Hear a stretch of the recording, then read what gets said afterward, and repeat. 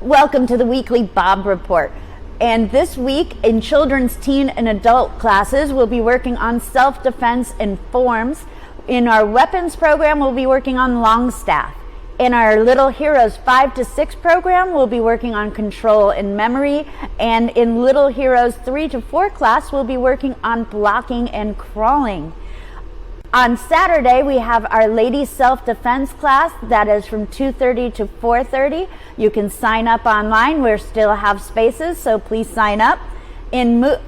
Also on Saturday, we have our movie night from 6 to 9, and that we'll be watching Wall-E. You can sign up online. This week, we'll be starting to distribute our holiday event gift envelopes for our December 4th holiday event sale, and that is going to be from 1 to 5.